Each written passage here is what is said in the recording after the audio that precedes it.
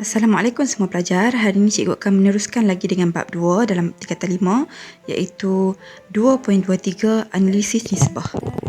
Dalam topik analisis nisbah ini cikgu bahagikan kepada dua subtopik utama iaitu maksud analisis nisbah dan juga jenis-jenis analisis nisbah. Maksud analisis nisbah ialah satu cara untuk menginterpretasikan perhubungan antara angka kewangan yang diperoleh daripada penyata kewangan. Maksudnya di sini kita akan melihat bagaimana kita nak mengira sesuatu dalam pengiraan ataupun sesuatu analisis melalui penyata kewangan yang kita dah buat. Okey.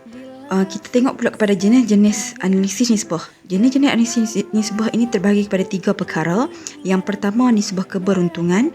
Yang kedua, nisbah kecekapan. Dan yang ketiga, nisbah kecairan. Kita lihat yang pertama iaitu nisbah keberuntungan. Nisbah keberuntungan sebenarnya bermaksud cara bagaimana untuk kita melihat kemampuan organisasi untuk menghasilkan keuntungan. Dan melalui nisbah keberuntungan ini kita akan dapat mengukur pulangan daripada pelaburan yang kita dah lakukan. Nisbah keberuntungan terbahagi kepada 4 jenis. Yang pertama, peratus untung kasar atas kos jualan. Yang kedua, peratus untung kasar atas jualan. Yang ketiga, peratus untung bersih atas jualan. Dan yang keempat, pulangan atas modal. Okey, keempat-empat perkara ini dikira dalam bentuk persen. Nanti kita akan lihat pada formula dia. Yang pertama, kita lihat dulu peratus untung kasar atas kos jualan. Kenapa kita perlu cari peratus ni? Kita nak sebab bertujuan untuk melihat berapakah harga yang patut kita letakkan ke atas produk yang kita baru nak jual. Jadi kita guna formula ini. Yang kedua, peratus untung kasar atas jualan, dia dikira untuk melihat kecekapan kita dalam menentukan harga. Yang ketiga, peratus untung bersih atas jualan adalah untuk melihat kecekapan syarikat ini untuk mengawal perbelanjaan. Dan pulangan atas modal pula dikira untuk melihat perhubungan ataupun pulangan yang bakal kita peroleh bagi setiap ringgit yang kita dah laburkan. Kita lihat pula kepada formula untuk nisbah keberuntungan. Jadi ada 4 jenis, kita lihat satu persatu dengan formula ini ya. Yang pertama, peratus untung kasar atas jualan ataupun tokokan. Okey, cara pengiraan dia kamu boleh lihat formula iaitu untung kasar bahagi kos jualan dan daripada nilai yang dapat tu kamu kena darab dengan 100 dan jawapan dia mesti letak dalam persen. Okey, apa yang penting sekarang kamu kena tahu yang pertama, apakah jenis nisbah keberuntungan, apa formula dia dan cara kita nak hurai. Kenapa kelas? Kita dah tak ada soalan ABC, semuanya soalan AC. Bila soalan AC, kamu kena hurai bila kamu dah dapat jawapan. Contoh, kamu dapat jawapan untuk peratus untung kasar atas kos jualan ni, contoh 50%. Jadi bila 50% tu cara hurainya, kamu kena guna perkataan harga jualan barang niaga diperoleh dengan menambahkan 50%. Jadi dua kamu kena kuasai di sini. Yang pertama formula, yang kedua macam mana kita nak hurai untuk setiap formula ini bila kita dah dapat jawapan. Okey, boleh faham Okey. Yang lain tu kamu boleh tengok balik macam mana formula dia. Contohnya peratus untung kasar atas jualan tu dia dua atas kos jualan dengan atas jualan, benda yang berbeza. Sebab atas jualan ni kita nak lihat harga yang kita nak letak. Peratus untung kasar atas jualan ni kita nak lihat macam mana kita kawal kos dan kita letak harga tu, adakah baik ataupun tak baik. Jadi kamu kena faham sekarang formula dia apa, cara huraian macam mana. Kamu boleh rujuk balik slide lah. Slide yang saya dah bagi tu kamu kena hafal. Dan selalunya soalan taklah susah, kamu cuma kena pandai, kena hafal hafal formula. Kita lihat kepada jenis nisbah yang kedua iaitu nisbah kecekapan. Okey, nisbah kecekapan ini dikira untuk menunjukkan kecekapan pengurusan inventory. Apa itu inventory? Inventory adalah stok lah. Jadi macam mana kita cekap dalam menguruskan inventory kita. Berapa kali, berapa hari, macam mana kita nak kira, nanti kita tengok formula untuk nisbah kecekapan. Kita lihat pula kepada jenis nisbah kecekapan. Ada 3 jenis. Yang pertama, tempoh kutipan hutang. Yang kedua, tempoh pembayaran hutang. Dan yang ketiga, pusing ganti inventory. Okey, kita dah tahu yang jenis nisbah kecekapan ini adalah untuk melihat kepada inventory, stok.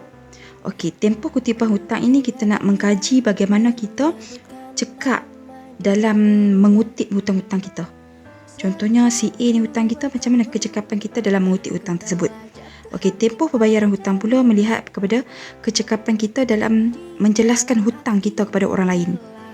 Dan pusing ganti inventory pula melihat kepada kekerapan pergerakan inventory kita.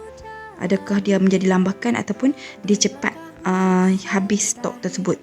Okey, kita akan lihat pada formula nanti. Okey, kita lihat pula kepada formula nisbah kecekapan. Okey, terdapat 3 Yang pertama, tempoh kutipan hutang. Formulanya adalah akaun belum terima bahagi jualan kredit, dan jawapan tu kena darat dengan 365 hari. Dan formulanya dikira dalam bentuk hari Jadi jawapan kamu tu dalam bentuk hari. Okey, untuk tempoh pembayaran hutang pun dalam bentuk hari dan pusing ganti aset dalam bentuk kali. Okey, jadi jawapan dia kena dalam kali dan juga hari. Jangan tukar. Okey, formula kamu tak boleh buat apa, kamu kena hafal. Okey, dan kamu juga kena faham dan kena hafal ayat untuk cara huraian. Maksudnya bila soalan esei ni kamu kena faham apakah formula dia, kena hafal, dan apakah cara nak hurai untuk setiap formula tersebut. Contohnya, bagi tempoh kutipan hutang, perniagaan mengambil masa berapa hari untuk mengutip hutang pelanggannya. Kita lihat pula kepada nisbah yang ketiga, iaitu nisbah kecairan. Nisbah kecairan ini diformulakan untuk melihat kepada keupayaan perniagaan menjelaskan liability semasa apabila dituntut, iaitu maksudnya pinjaman ataupun hutang jangka pendek lah.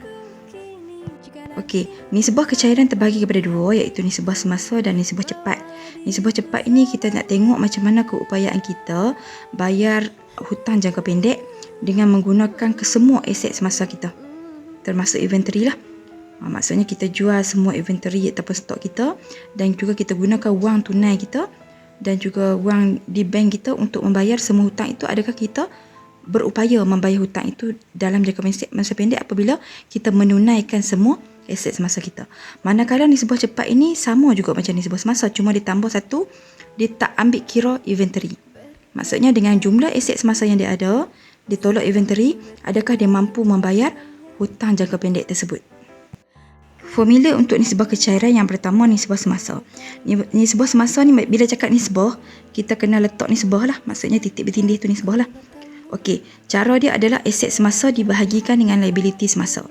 Bila bahagi, dapat je jawapan, kita letak jawapan kita dalam yang saya dot-dotkan, titikkan tu, dan kita nisbahkan dengan 1. Dan cara huraiannya adalah bagi setiap RM RM1, liability semasa, perniagaan mempunyai aset semasa sebanyak RM berapa. Yang nisbah tadilah yang kita kira tu untuk menjelaskannya hutang dia tu. Okey, nisbah cepat pun cara huraian dia sama, cuma kita kena tolak inventory akhir. Okey, bila dah ada inventory akhir ini, jadi senang saja, kamu kena hafal formula dan kamu kena cari cara huraian dia. Maksudnya cara huraian saya bagi ni kamu kena hafal. Sebab kamu esei, jadi kamu kena buat, kena kira, dan bila dah kira kena buat huraian. Refleksinya untuk hari ini kelas, kita telah mempelajari tentang yang pertama, maksud analisis nisbah. Yang kedua, kita lihat kepada jenis nisbah. Jenis nisbah ni ada 3 lah. Nisbah keberuntungan, nisbah kecekapan dan juga nisbah kecairan. Dan di setiap bawah tu dia ada lagi nisbah keberuntungan, dia ada 4 jenis. Nisbah kecekapan ada 3, nisbah kecairan ada 2. Jadi semuanya ada 4 tambah 3 tambah 2. Jadi berapa? 9. Kamu kena hafal apa formula dia, apa cara huraian dia. Dan kamu kena faham setiap elemen nisbah ni ada maksud, jenis dia dan formula. Itu kamu kena hafal. Okey, setakat ini saja. Sekian, terima kasih.